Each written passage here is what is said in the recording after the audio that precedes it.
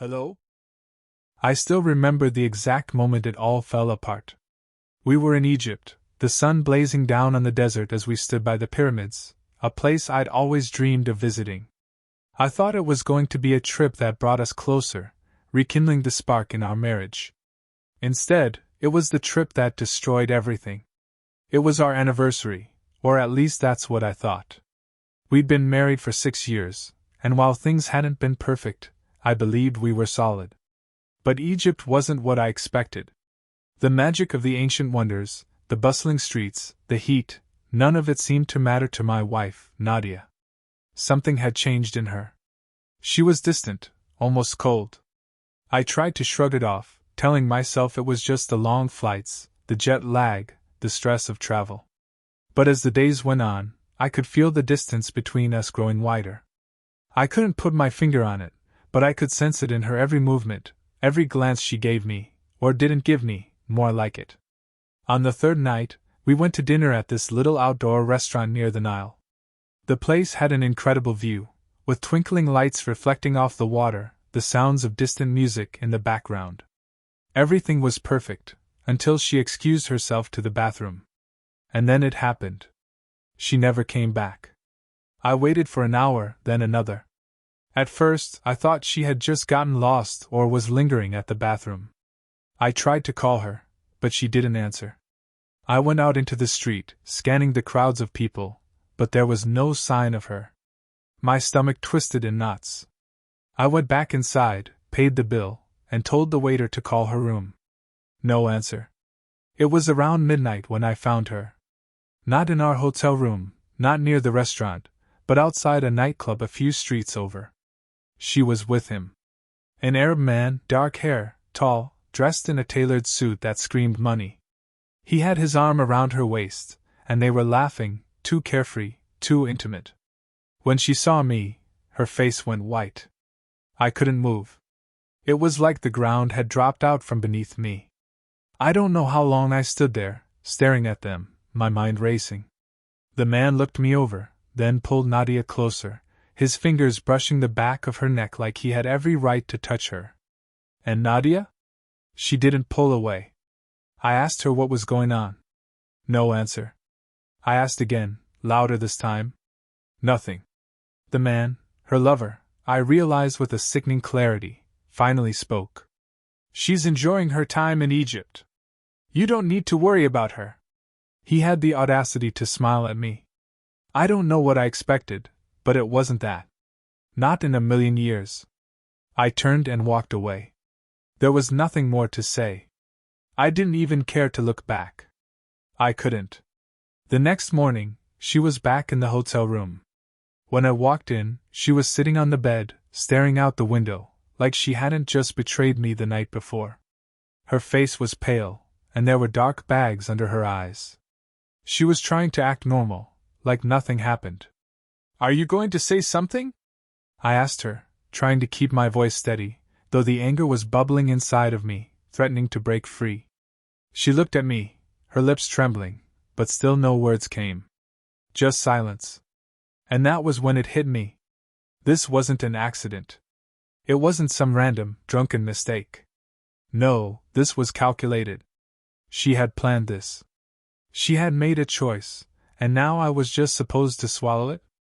I wanted to scream at her, but instead I just asked again. Who is he? Her eyes flickered, and for a brief moment I thought I saw guilt. But it was gone as quickly as it came. She wiped her face with her hands, a feeble attempt to regain control, and then said the words that would echo in my head for the rest of my life. He's just someone I met here. He's not important. I don't even remember what I said next. My mind was too full of chaos, too overwhelmed by the image of her with him. The laughter, the way his hand had been on her back like he owned her. How long had this been going on? I don't know how I spent the rest of the day, but I couldn't look at her the same way anymore. Every glance at her felt like a betrayal in itself. And that night, when I finally managed to sleep, I woke up to find her gone again. The bed was empty. I shouldn't have been surprised. It wasn't like she was a stranger to sneaking away when things got difficult. But this time, I didn't care. I wasn't chasing her anymore. The next day, I told her I was leaving. She didn't even try to argue. I'm going home, I said, my voice cold, like I didn't recognize myself anymore. You can stay if you want. But I'm done. She didn't fight it. She didn't beg. Nothing. She just nodded, her eyes vacant, like she was already somewhere else. I left Egypt alone, my heart heavy with questions I knew would never have answers. I arrived back home a few days later, but it felt like I was returning to a place that wasn't mine anymore. The apartment that had once been filled with laughter, with shared meals and quiet nights in front of the TV, now felt like a prison. Every room seemed to echo with her absence, the silence crushing. I had no idea where she went, no clue if she was still in Egypt or if she was off with him, that stranger who had stolen her from me. But I didn't care, or at least I told myself I didn't. The first week was the hardest. I kept expecting her to call, to text, to show up at the door, even though deep down I knew she wouldn't. I told myself I was better off without her. She had made her choice, right? She had betrayed me. I remember sitting on the couch, staring at the TV with no idea what was on. It was just background noise to the thoughts swirling in my head. The hurt. The anger. The confusion. And there was something else creeping in too, shame. How could I have not seen it? How could I have been so blind? Had she been planning this the entire time? By the second week, I was starting to get back into some semblance of routine, even though it felt like everything I did was in a fog. Work didn't help. My friends didn't help. The gym didn't help. I just couldn't escape the image of her with him, laughing, sharing things I never thought I'd lose. And then, on the third week, the first message came through. It wasn't from her, though. It was from a number I didn't recognize, and the message was simple. I think you should see this. It was followed by an image. A photo. I clicked on it without thinking, my heart pounding in my chest, but nothing could have prepared me for what I saw. There she was. Nadia. But she wasn't alone. No, she was with him, that man, the one who had stolen her away in Egypt. But this time, something was different. They were in a luxury hotel, dressed to the nines, with champagne flutes in their hands, smiling as if they were on top of the world. She looked happy. Too happy. Like she didn't have a care in the world. And that was when the anger turned into something sharper, colder. Something that hurt more than anything I had ever felt. She wasn't just with him. She was thriving. She was in a world I couldn't even begin to understand, surrounded by wealth, by a man who was giving her things I had never been able to offer. In that moment, I realized that her affair wasn't a one-night mistake. It was a full-on escape. I stared at the picture for what felt like an eternity, my blood boiling, my hands shaking. And then, without thinking, I responded. Who is this? Where is she now? The reply came almost immediately. She's with him. In Dubai. She's doing well. Maybe too well. The words stung. I sat there for a while, letting them sink in. She wasn't just out there living her life. She was living it better. And as for me? I was back at square one. Alone. Broken. I threw my phone across the room, not caring when it hit the wall. I knew this wasn't the end. It couldn't be. I had to confront her. I had to know everything, even if it destroyed me. I wasn't ready to let go of her. Not yet. But I also wasn't sure I ever would be. It was 2 days later when I got the call. I didn't expect it, didn't want it, but there it was. My phone buzzed in my hand as I stared at the number flashing on the screen, her number. For a moment, I just froze. I hadn't heard from her since I left Egypt. No apologies, no explanations. Nothing. And now, after weeks of silence, she was calling me? I almost didn't pick up. But I couldn't help myself. I was angry, confused, but I still wanted to know what she had to say. I answered, my voice tight. What do you want? I didn't even bother with a greeting. There was no point. Please let me explain, she begged. Her voice was shaky, and I could hear the raw emotion in it. But I wasn't having any of it. Explain what? How you've been living it up in Dubai with your lover while I'm back here, picking up the pieces of my shattered life? The words flew out of me like bullets. I didn't care. Please, just listen to me. She pleaded again, and for a moment, there was silence on the other end. I almost hung up, but then she spoke again. I left him, she said quietly, as if testing the waters. I came back. I need to see you. That was the moment I felt the shift. Something in my chest twisted, like a rope tightening around my heart. What? I said, almost laughing. You left him? After everything? After you. I cut myself off before I could say it. After you cheated? After you destroyed everything we had? I know I don't deserve anything from you, she said, her voice breaking. But I've made a huge mistake. I was stupid and You were stupid? I interrupted, my voice rising. You betrayed me, Nadia. You left me for some rich man you barely know, and now you want me to what? Feel sorry for you? There was a long pause. I could hear her crying now, softly, and part of me felt like I was sinking into a pit, listening to her tears. But I didn't want to feel sorry for her. Not anymore. I'm sorry, she whispered, almost inaudibly. I never meant to hurt you. I thought I could have both, but I was wrong. I ended things with him. I don't have anyone else, just you. Please let me come home. I let her words sink in, but they didn't move me. Not yet. Why should I let you back in, Nadia? I asked, the anger in my voice like a wall. What have you done that would make me think you're even worth my time anymore? I don't have anywhere to go, she said, her voice cracking. I've lost everything. He drained me. I have nothing left. No money. No home. I'm on the streets. That hit me harder than anything else. For a moment, I was speechless. I could feel my heart beating faster, a mix of emotions flooding me. Anger, yes. But something else too, something that felt like pity? I could feel her vulnerability seeping through the phone. Was she really so desperate?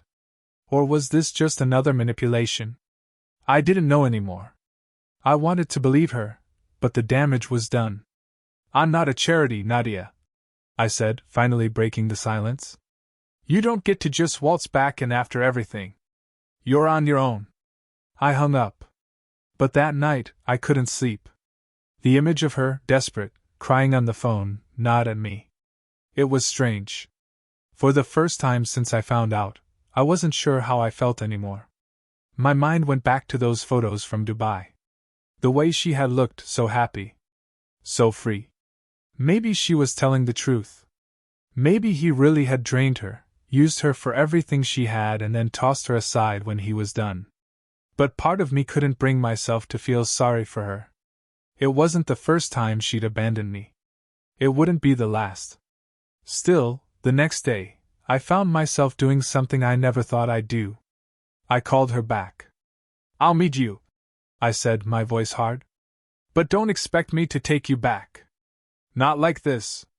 You've got one chance to explain yourself, and that's it. She didn't hesitate. I'll be there. Thank you? Thank you so much.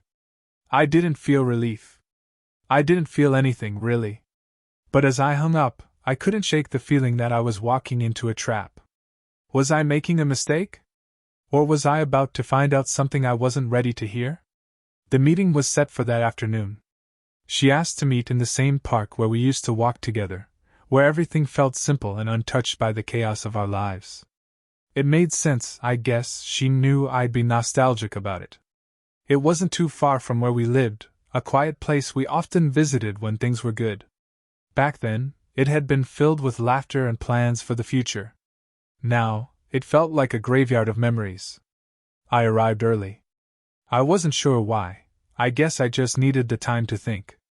I hadn't even decided what I was going to say yet. Was I going to yell at her? Demand answers? Or was I really going to listen to her sob story, give her another chance? I sat on a bench near the fountain, tapping my fingers on my knee. The air was thick with humidity, the sound of children playing in the distance almost foreign to me now. I kept thinking about those pictures I had seen, her with him in that luxurious hotel, the smile on her face like she hadn't betrayed anyone at all. I wondered how long she'd been planning it, how much of her life had been a lie. About 20 minutes later, I saw her. She walked slowly, her face unreadable. For a second, I almost didn't recognize her. She looked different, thinner, her clothes more worn out, like the woman in front of me wasn't the one I remembered. The glossy sheen of her makeup was gone, her hair a bit messy, but her eyes still had that same pleading look that had always drawn me in. She stopped a few feet away from me, hesitant. She wasn't sure how to approach, what to say. "You look like shit," I said, my voice low but cutting. I don't know why I said it. Maybe I was still angry. Or maybe it was the truth. Her eyes watered. "I know," she whispered. I'm so sorry." I didn't say anything. Instead, I just watched her, waiting for her to explain. The silence between us felt thick, like we were on the edge of something neither of us wanted to jump into. She was the one who spoke first, her voice trembling. "I thought I could have it all, you know," she said, sitting down beside me without waiting for permission. "The adventure, the excitement. I was bored, and he made me feel alive again. I didn't think about what it would do to you. I never thought I'd get in too deep." I wanted to punch her in the face. How could she be this cold, this careless? She was still talking like everything could be brushed off, like I should just forgive her. But I didn't interrupt. I let her continue. "When I realized what I had done, it was too late. He promised me everything. He said he'd help me, he said he'd take care of me. But," her voice faltered, the vulnerability I had heard on the phone starting to seep through. "He took everything from me. Every penny I had." I watched her, my jaw tight. "And now you want me to feel sorry for you? You thought you could play around with him, live the high life, and now you want to crawl back to me?" She was crying now, her hands wringing together as if she were trying to hold herself together. "I know," she sobbed. "I know I don't deserve anything from you. I'm not asking you to forgive me, but I don't have anyone else. I have nothing. He drained me, took every cent I had, my savings, my accounts, everything. He promised me he'd invest in me, in us. But it was all a lie. He didn't care. He wanted to use me." I could feel the anger inside me, burning hotter. But I stayed silent, my arms crossed over my chest. She didn't deserve my sympathy. She had made her choice, and now she was suffering the consequences. "But I can't be out here living like this," she said, her voice barely above a whisper. I don't know what to do. I don't have anywhere to go. Can't you help me? Please?" Her plea hit me harder than I expected. She was broken now, no longer the confident woman who'd walked away from me without a second thought. But the more I looked at her, the angrier I became. She had thrown everything away for a chance at more, and now she had nothing. The irony wasn't lost on me. "I'm sorry, Nadia," I said, my voice low and firm. "I can't help you. You made your bed. Now you lie in it." She looked at me, her eyes wide in disbelief. "What? You're just going to leave me here? After everything?" I stood up, the heat of the moment pulsing through me. "You're not my problem anymore. You chose him. You chose that life. You can't just throw it all away when it gets hard and expect me to pick up the pieces." She was shaking now, her sobs raw and guttural. But I didn't care. I wasn't going to let her manipulate me into thinking that somehow I owed her something. "I can't believe you're doing this," she whispered, but I didn't hear her. My mind was already shutting down, pushing the hurt and confusion away. I couldn't afford to feel sorry for her. She had made her choice, and I was done. I turned away, my heart still hammering in my chest, but I didn't look back. As I walked away from her, a part of me wanted to turn around. To go back, to help her, to fix everything. But another part of me knew that the damage was too great. She had crossed a line that couldn't be uncrossed. And as I stepped onto the busy city street, I knew the only thing left for me to do now was move on. I had to let her go, even if it felt like my heart was being ripped from my chest. But that wasn't the end. No. It wasn't even close. The days that followed felt like I was living in a fog. I kept telling myself I had made the right choice, that leaving her in the park was the only thing I could do. But every time I lay down to sleep, I couldn't shake the image of her sitting there, broken and desperate. I'd spent years with her, shared everything, and now, nothing. But I wasn't going to let myself feel guilty. Not after everything she'd done. I didn't owe her my pity, my time, or my money. She had made her choice, and now she had to live with it. 2 days passed without any word from her. I thought maybe it was over. Maybe she had learned her lesson. Maybe she had realized that what she did wasn't something I could just forgive. But then, I got a message. It wasn't from her. It was from the same anonymous number. "I think you should know something." I stared at it for a moment, heart pounding. I didn't want to open it, but I knew I had to. Something told me that if I ignored it, it would only get worse. I clicked on the message. It was a photo. Of Nadia. But this time, she wasn't alone. She was with him, the man who had stolen her away in Egypt. The man who had drained her. The man who had promised her everything and taken it all. And she was smiling. It was a picture of her, arm in arm with him, standing in front of what looked like a private jet. They were dressed in designer clothes, laughing as if they were the happiest people in the world. For a moment, I thought I was seeing things. This couldn't be real. She had just told me she was broke. She had just told me that he had taken everything from her. But this photo proved otherwise. My hands started shaking as I stared at it. The anger, the confusion, the disbelief, it all boiled over in that moment. She wasn't just using him. She was lying to me. She wasn't on the streets. She wasn't penniless. She was still living her best life, still wrapped up in his world. And I had fallen for it. I felt like a fool. I immediately texted her. Explain this. I didn't care if I was harsh. I didn't care if I was cruel. She had made a fool out of me, and now I needed answers.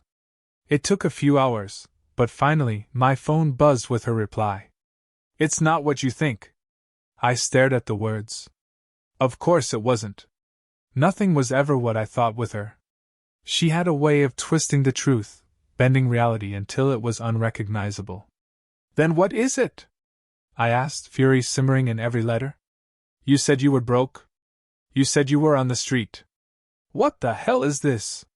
The reply came quickly. "He helped me. He's been helping me get back on my feet. I didn't want you to know because I didn't want you to think I was going back to him." "Then why are you still with him?" I typed, my fingers nearly breaking the phone screen. "Why the hell are you still living in his world?" There was no response for a long time. And when the reply came, it was almost worse than the silence. "Because I don't know what else to do. I've made so many mistakes, and I don't know how to fix it." I couldn't believe it.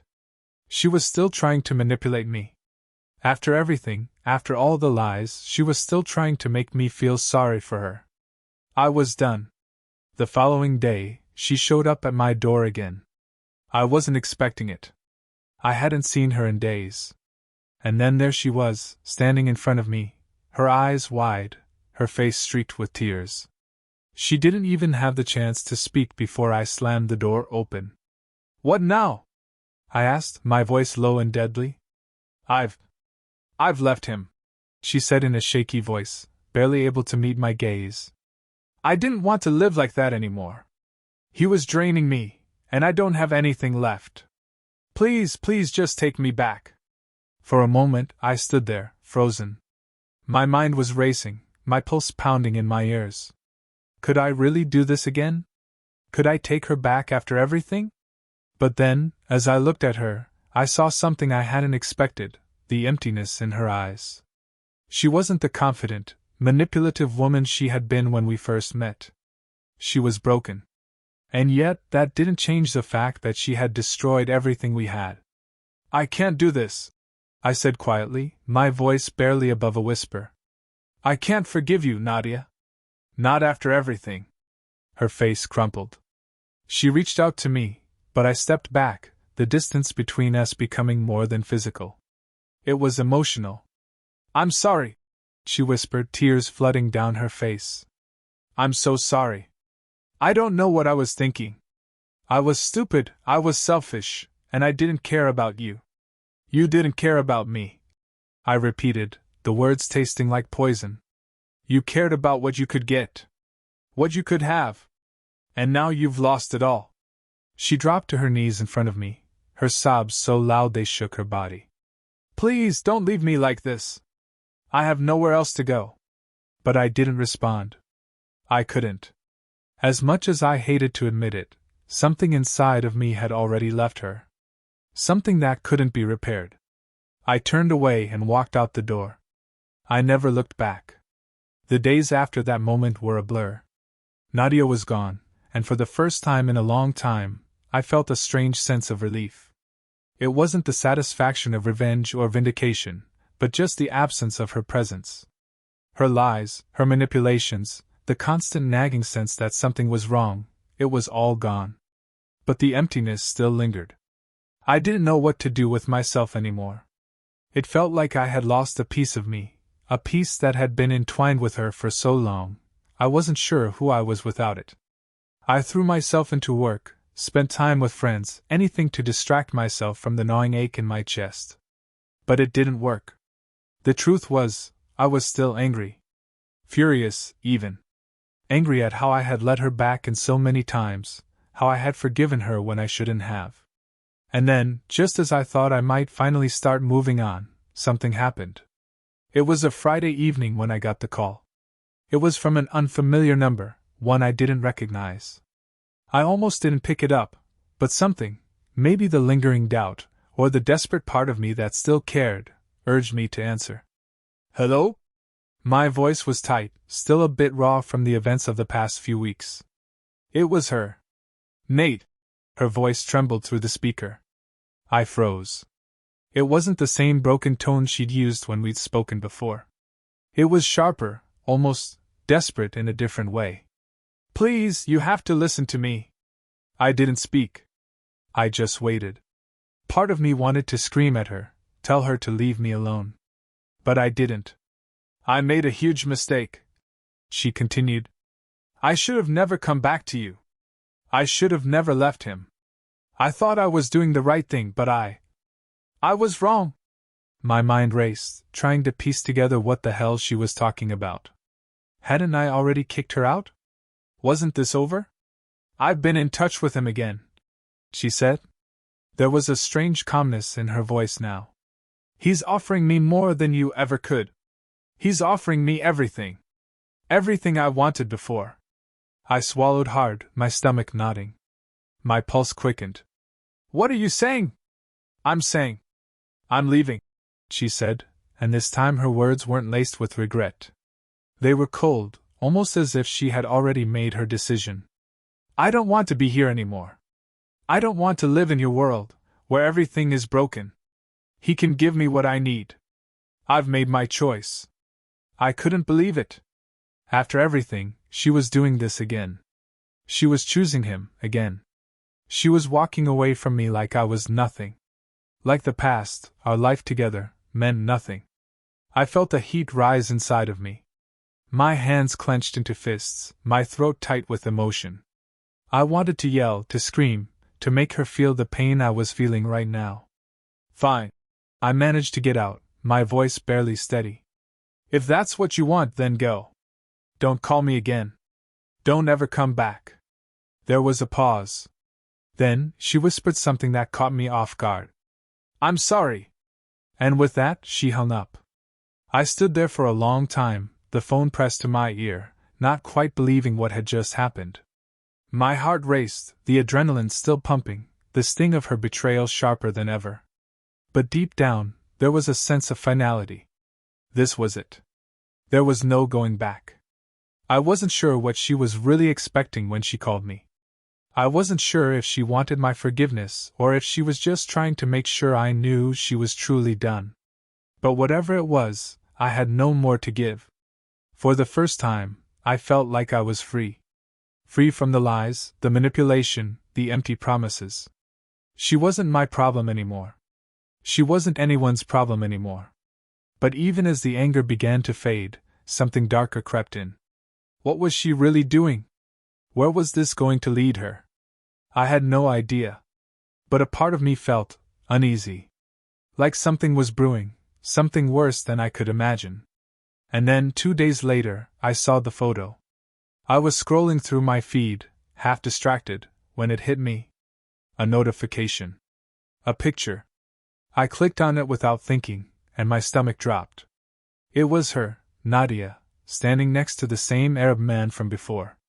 But this time, it wasn't just a photo of them looking happy or in a fancy hotel room. They were in a lavish, almost palatial apartment, sitting at a massive table, laughing as if they had the world at their feet. Behind them were piles of cash, stacks of it, scattered on the table. My heart stopped for a second. This wasn't just a normal photo. This wasn't just some casual picture. This was an image of her choosing him, choosing the lifestyle, choosing everything she had abandoned me for. And it hit me all over again. Harder this time. She hadn't been draining herself. She had been building her new life, on my pain. But there was more. In the corner of the photo, almost hidden, was a subtle detail. It took me a second to process what I was seeing. A note, handwritten, placed next to the money. It read, "For Nadia, my beloved. You will always be my queen." M was his initial. It wasn't just a relationship anymore. She wasn't just some woman making bad choices. She was his. She had willingly turned herself into a possession. And this display, was her proclamation. And just like that, it all made sense. I had been a stepping stone, a momentary distraction, while she searched for the glittering world she had wanted all along. I felt nothing now. Not anger. Not betrayal.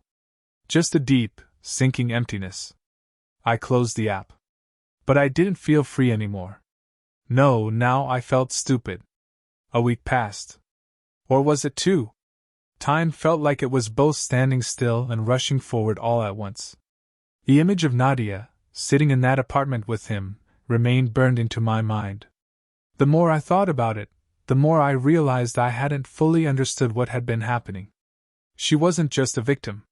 She wasn't just a woman duped by some smooth-talking Arab with promises of wealth and luxury. No, this had been her choice. She had chosen this life. And the more I thought about it, the angrier I became. It wasn't the fact that she had cheated. It wasn't even the betrayal that stung anymore. What bothered me was that, after everything, after all the lies, she was still using me. I had been a safety net. A backup plan. She had used me to escape whatever she thought she was running from, then tossed me aside the moment her golden opportunity appeared. But there was something else, something I couldn't shake. In the weeks after she left, I started hearing strange rumors. I couldn't pin down the details, but it was clear that the man she was with wasn't just some rich businessman. He was connected. I kept hearing whispers about being tied to something shady, something deeper than just money. It was as if he had his fingers in every pie, manipulating everything around him. People spoke of him as if he wasn't just a man, he was a symbol of something much darker. I couldn't ignore it. Not anymore. It was too late to walk away from this completely. So, I did what anyone in my situation would do. I started digging. I reached out to a few old contacts from work. People who could get information, who knew how to track down connections. I didn't tell them why I wanted the information, just that I needed it badly. A couple of days later, I got a message from one of them. A name. The man's full name. His background. His entire empire. I couldn't believe what I was reading. Wasn't just some random millionaire. He was a high-ranking figure in a network of illegal enterprises, operating across borders, laundering money, and running scams that spanned continents. And Nadia had willingly walked into it, dove into it. I started to piece things together. It made sense, didn't it? She wasn't just after luxury, she was after power, after access to something I could never give her. She had found it in M, and now she was fully involved. This wasn't just some affair. This wasn't just a woman seeking thrills. This was a dangerous game. I felt my stomach tighten. I had no idea what she had gotten herself into, or how deep she was involved. But I knew this: whatever I had once meant to her, whatever love we had shared, was nothing compared to what she was now a part of. She had chosen him, chosen his world, and now, she was as entangled in it as I was with her. The difference was, I didn't want it. I felt like a pawn, helpless in the face of her choices. But there was something else in that brief moment of clarity. I was still angry. But more than that, I was scared for her. And then, just when I thought I could finally let her go, I saw her again. It wasn't the kind of meeting I had imagined, her showing up on my doorstep, crying, begging for forgiveness. No. This was a different kind of encounter, one that I had not expected. I was coming home from work, minding my business, when I noticed a familiar car parked outside my building. A sleek, black Mercedes. I'd seen it before. It was M's car. But that wasn't what caught my attention. It was her. Nadia was standing by the car, her back to me, talking to someone through the open window. I couldn't make out the conversation, but I could see her expression. It was cold. Detached. Nothing like the woman I had once known. I froze in place. For a moment, I was tempted to turn around, pretend I hadn't seen her. But that wasn't going to happen. I had already invested too much in this story to walk away now. I took a step forward, and my foot clicked against the pavement.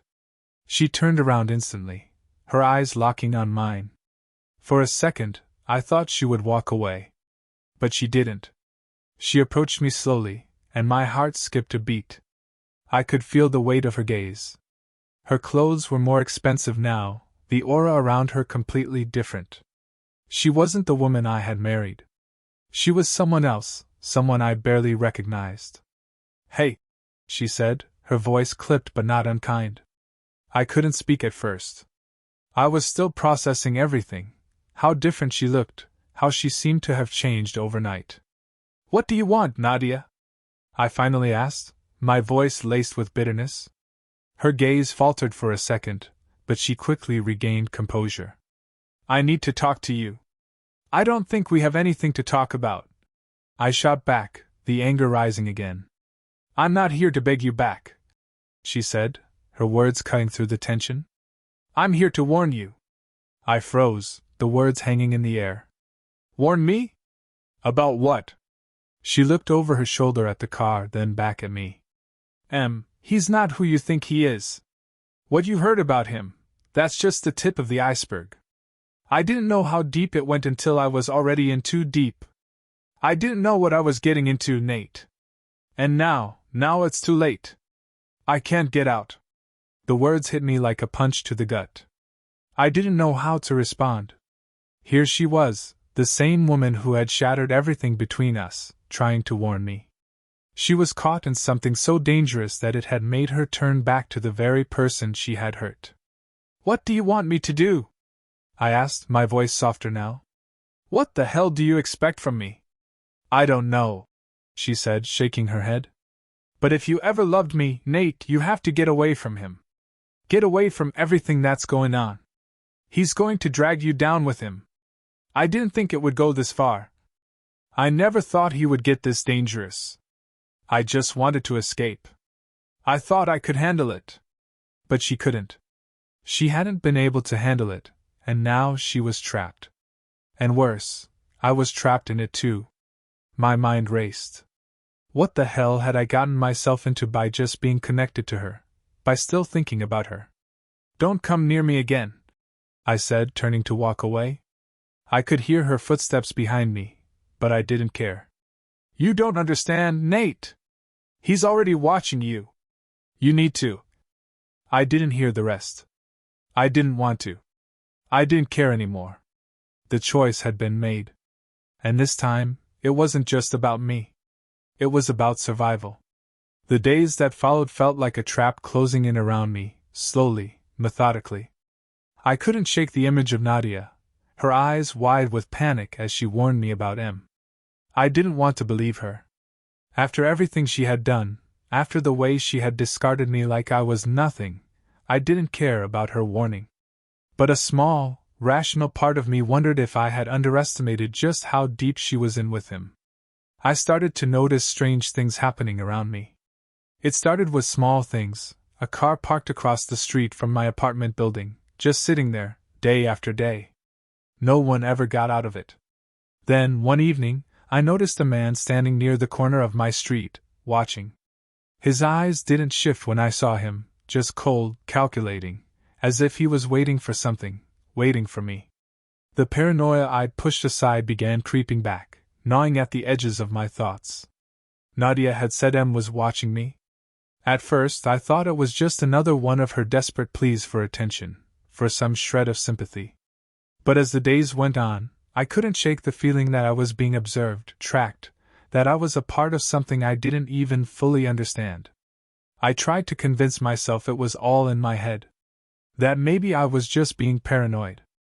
After all, what did M have to gain from being involved with someone like me? I was nothing. Just a discarded piece in his game. But as the days went by, the feeling only grew stronger. The constant stares, the unmarked cars, the sense that I was never truly alone. And then one evening, as I was walking home from work, I saw a man standing at the end of the street. Tall, imposing, and dressed in black, his face hidden under the hood of his jacket. He was watching me, and this time, I knew it wasn't my imagination. I stopped in my tracks, my pulse racing. He took a step toward me. "Are you following me?" I asked, my voice shaky but sharp, not willing to show fear. He didn't answer. He just kept walking toward me, slowly. There was something about his presence, something cold, something dangerous. I turned and started walking faster, my heart thumping in my chest. But he followed me, his footsteps steady, too steady. He wasn't rushing. He wasn't trying to catch up. He was just waiting for me to turn around, to acknowledge him. I quickened my pace, desperate to get home, but my instincts were screaming at me now. I was being followed. I didn't know why, or by whom, but I knew this wasn't just a coincidence. I could feel it in my gut. I reached the building and scrambled inside, slamming the door shut behind me. I leaned against the door, my breath ragged, my body tense. I peered out the peephole. The man was still there, standing at the foot of the stairs.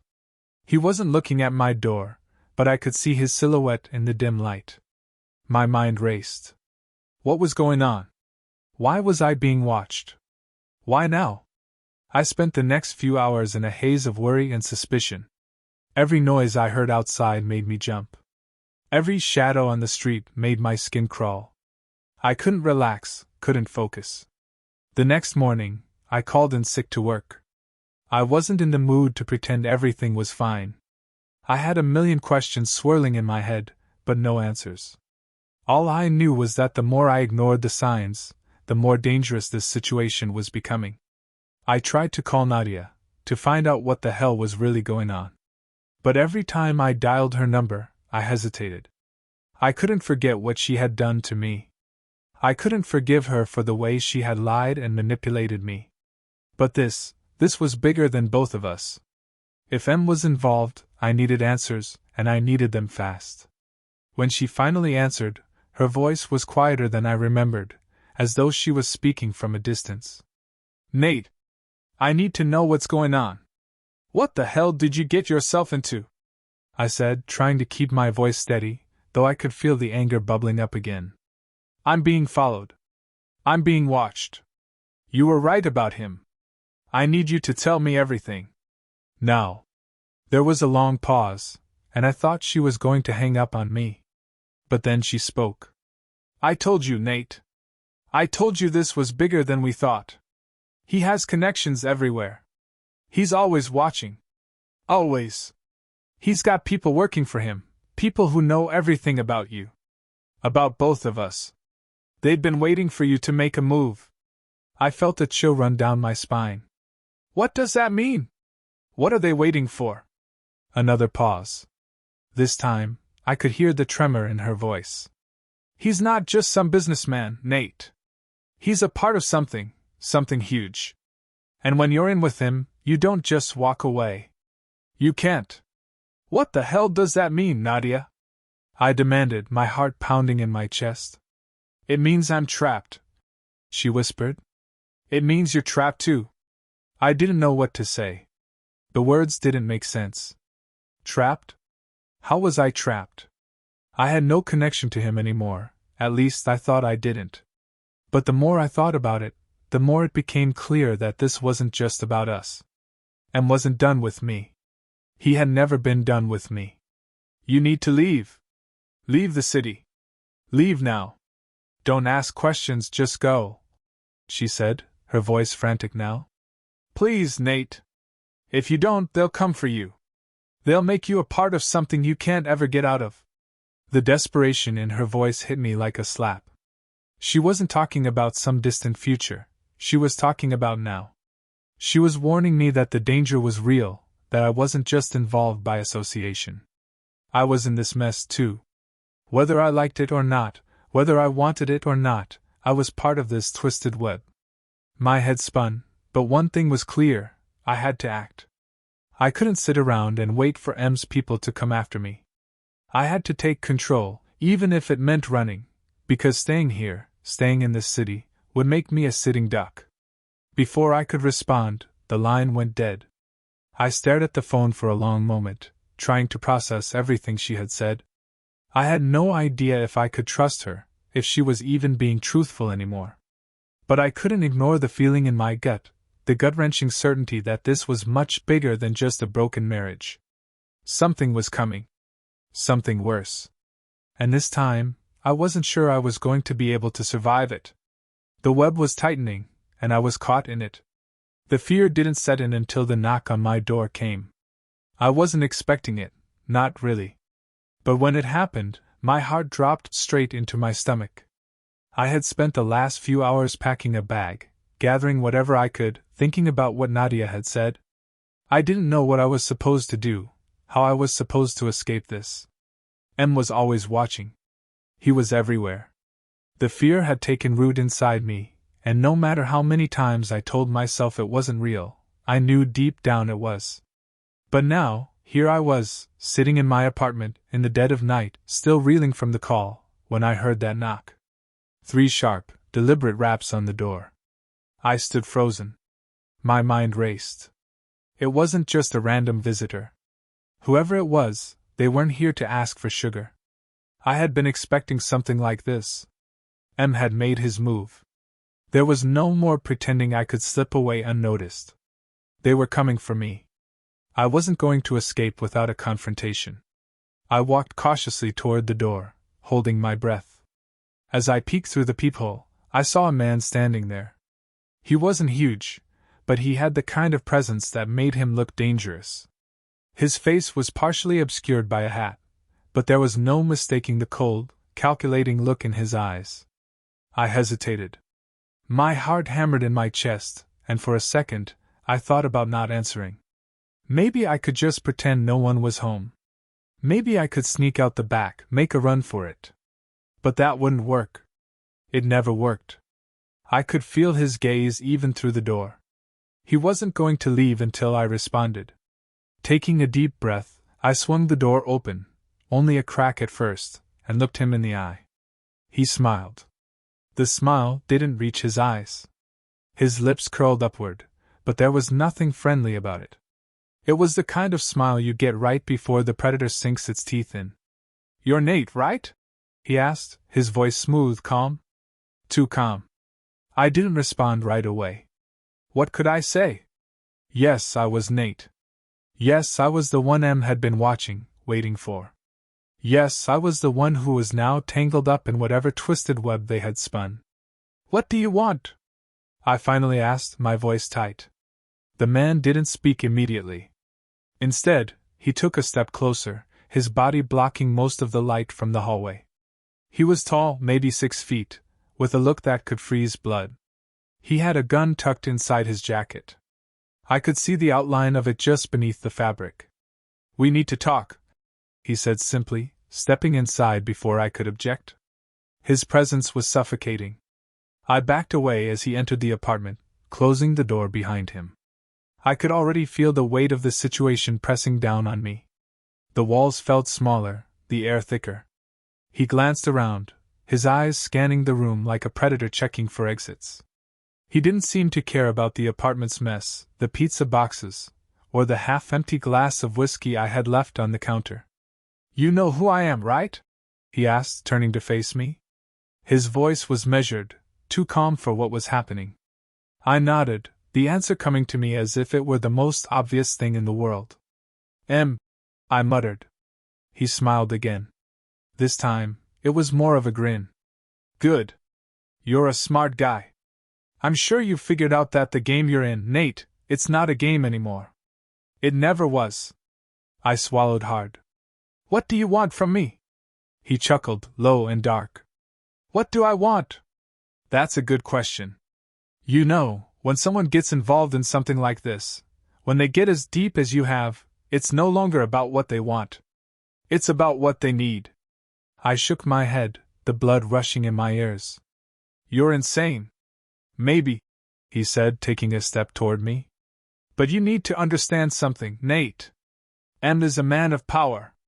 People like him don't forget.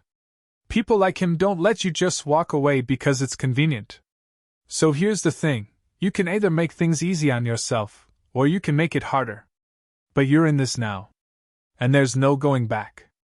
I could feel a cold sweat starting to form on my forehead. He wasn't talking about anything abstract anymore. He was talking about me, the man who had never asked for any of this. I was a piece in their game, and I didn't have the luxury of walking away. "What do you want?" I repeated, my voice rising this time, my hands shaking at my sides. The man didn't answer right away. Instead, he pulled a small envelope out of his jacket and tossed it onto the counter in front of me. "Take a look," he said. "Then we can talk." I picked up the envelope slowly, my hands feeling like lead. Inside, there was a stack of photos. I pulled them out one by one. The first photo made my heart stop. It was Nadia, standing outside a hotel, her face bright with a smile, her hand resting on M's arm. But what struck me wasn't the image itself. It was the look in her eyes. The way she was looking at him. The same way she had once looked at me, before she had chosen to betray me. The second photo was worse. Nadia was sitting at a table with M and a few others. There was money on the table. Piles of it. And then I saw something else, drugs. Clear bags, filled with what I could only assume was heroin. And in the third photo, Nadia's face had changed.